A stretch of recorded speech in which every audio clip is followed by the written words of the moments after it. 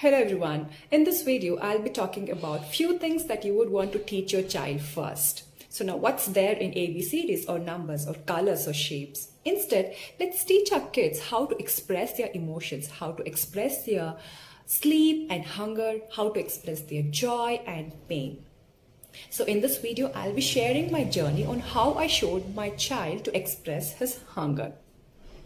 Now imagine your child is hungry and he has not developed his speech yet. So if he's talking, so obviously he'll come to you and tell that mama, I need water to drink or I need something to eat. But if your child has not developed his speech yet and doesn't know to express or talk, and say your child is thirsty and he needs water and he looks around, he doesn't see any water there, doesn't find any water jug or mug. And then he starts getting a little cranky, and that's how a child expresses, right? So he starts crying and you'll be worried like, oh my God, why is my child crying? And then you'll ask him like, what happened? Did anything bite you? Do you need to sleep? Do you want to eat? But again, the child don't know how to respond. And your child will start getting more cranky. That's how he tries to explain that he needs water. And yeah, things go bad, right? So it's very important to teach or show your child to express his hunger. Now, before that, let's try to understand a child's speech development or language development. So even before a child begins to talk, so he starts to babble, right? And that's how they start picking up a single letter, then they blend with two letters, and then we start making a word, then two words, three words, and then they start forming the sentences. So even before this babbling starts, a child tries to point his finger towards an object, right? So pointing is a very important milestone, and that's how their language development begins. That's how their communication skill begins. So they're trying to show something. So that means they need that object, or they're showing you something. They're trying to communicate, right? So even before pointing, a child tries to reach for an object, right? So that is again another, the first milestone of communication, where a child is trying to reach an object. He needs that object. He's trying to tell you that I like that object. I need to hold it. I need to explore it. Okay. Now, how you can support these milestones as a parent and show your child to express his needs is what I'm going to show you hereafter.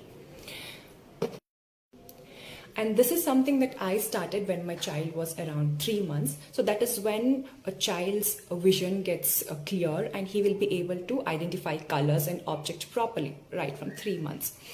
So once my baby turned 3 months, I started to take him for a kitchen tour. Okay, so what is this kitchen tour? I carried my baby.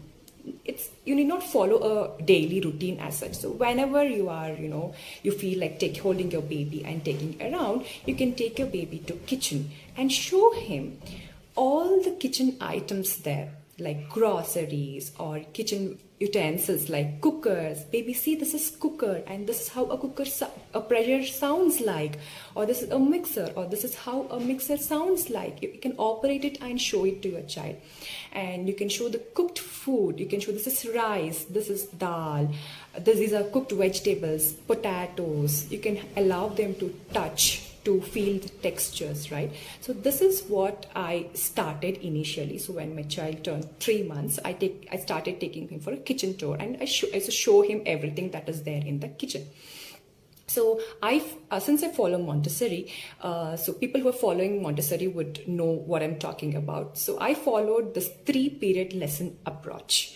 So 3-period lesson is something, the Montessori school uses to teach any concepts or any vocabulary. So they use this 3-period lesson. I incorporated something similar in this kitchen tour. So what I did initially, I used to carry my child and take him to kitchen, and I used to show him, baby, this is cooker, this is rice, So this is step 1, okay? And after few months, you can go for step 2. Step 2 is where, you can ask your child to show. So you can start this somewhere when your child is able to reach for an object around 4-ish month. You can ask your child like, baby, can you show me cooker now?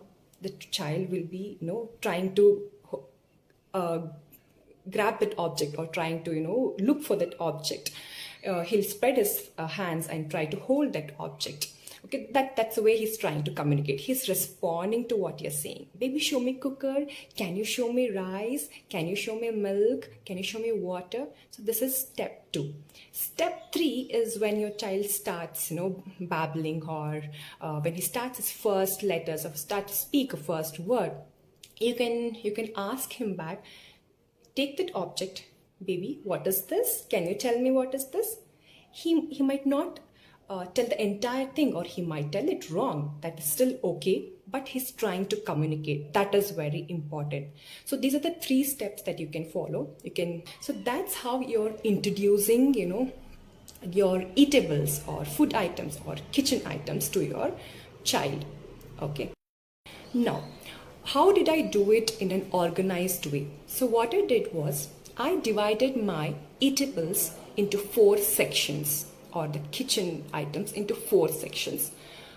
Number 1 is cooked food and meals. Number 2 is snack items. Number 3 is fruits. And number 4 is milk and water. Okay. Now, this is a space in my kitchen where I keep cooked food. Okay. And I keep telling my child this is cooker. I keep telling my child this is a mixer. Okay. So this is a space where I keep cooked food normally. So once your child gets familiarized with this space, it is very easy for them to communicate and to express that, okay, that they need something. So they need to come here and look for their whatever they want to eat, right? So be it crawling phase or walking phase, or even before crawling phase, when your child gets a little cranky, you can just pick him up and come to the space and you can just show him, like, baby, what do you need? So they will try to point out, or they'll try to reach for it, or you can just take it near their mouth and ask them if they want to eat that.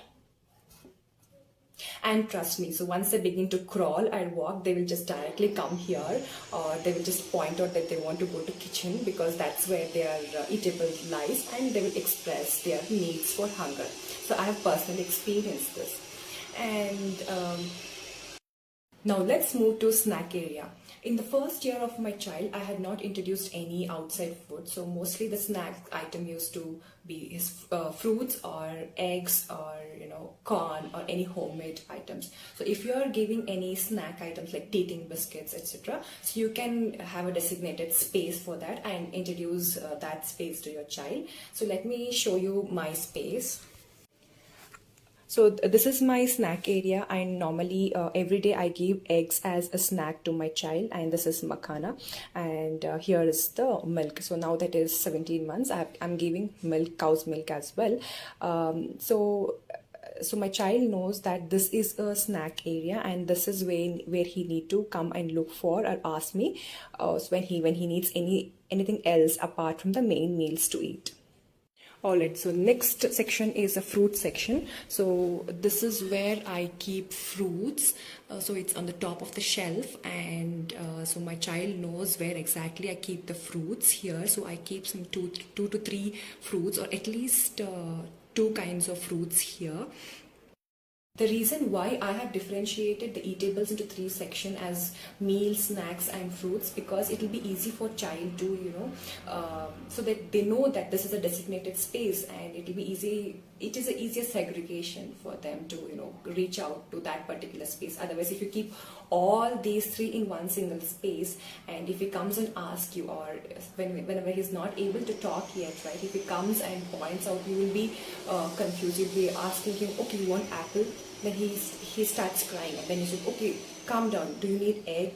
So that will worsen the situation. So the more option you go wrong, the more crankier he might get. That, oh, this mama is not able to understand anything, and he starts crying more. So this is one of the reasons that I have segregated into 3 different sections. Now let's move to the important section, water. And again, this is for a child, for whom you have introduced water, drinking water. So this is important. So let me show you how I've done that. Now, this is a living area and this is where his shelf is. So this is where he spends most of the time. So what I have done is I have kept a jug and a glass. So this is a small jug for his tiny hands to hold it. So this is a jug and I've kept a glass. Along with this, I have kept a bowl of snacks as well. So today I have kept some cheese slices and makana here. So whenever he feel like eating, so he'll come to the space, he'll pour this water to this glass on his own, and if he spills, there is a cloth here, so he will wipe all the wet area using this cloth.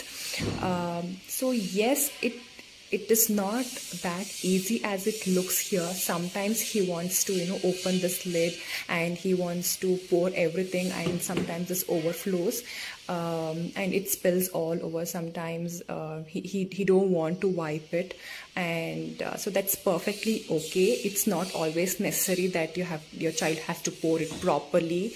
He is a child, right? He's not an adult, so they're bound to make mistakes, and it is perfectly okay. So if they're not cleaning it, you can always come and show them how to clean it, and give them opportunity to learn. Ask them to clean it, and if they don't clean it, it's fine. You clean it up. So this is the snack, and it's not necessary that he has to eat completely. So whatever he felt like eating, and it's a leftover is here, and then I clean it up. So this is where I keep water, and trust me, so once I started keeping the water here, he has started drinking it quite often, and he knows like when he's thirsty, he comes here and he drinks water.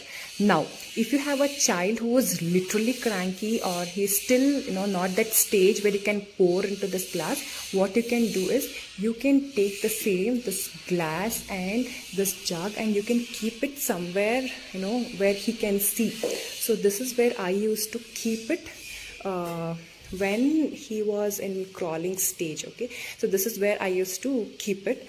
So this is how it looks, and he can see that. And so whenever he needs water, and he used to point out finger as jug, and we know that okay, he needs water.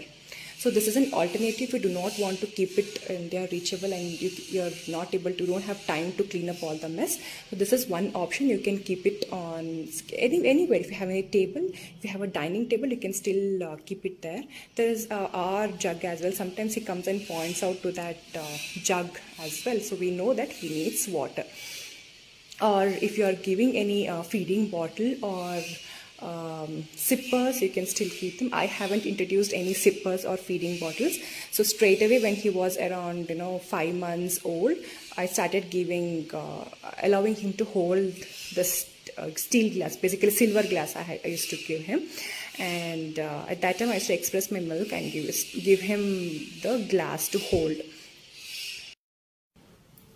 The next option that you have is sign languages or American Sign Languages. So these sign languages, you'll get a lot of information over the internet in Google or in the videos in YouTube as well. So you can refer to that. For example, this is the sign language for more or repetition. If the child wants more of something, more food. Say for example, you have put your child in a high chair or a booster chair, and you have given some of the food items to eat. So once they are done, you can talk to them. You can ask them, do you want more? Do you need more? Do you need more potatoes? Or all done? All done. Should I take the plate away from the table? So that is something that you need to start interacting, and then your child will be able to relate to it. Okay, this means I need more. When I do this, mama is taking away the plate from the table. So these are the sign languages that you can show to your child right from when they are 6 months. So it's not that immediately they'll start learning that. So starting when you do this, they might start staring at you like, what's mama doing? And eventually they'll get to know and they'll start imitating. So that's how they learn. They'll start imitating and they'll start doing this. It might not be exactly similar, so it might resemble due to their fine motor skill development. Depends on their motor development, hand grasping level, everything. So some of the sign languages that I used is more and all done. So these are the only two things that I use. I'll tell you the reason later. And other sign language that it have is this is for water.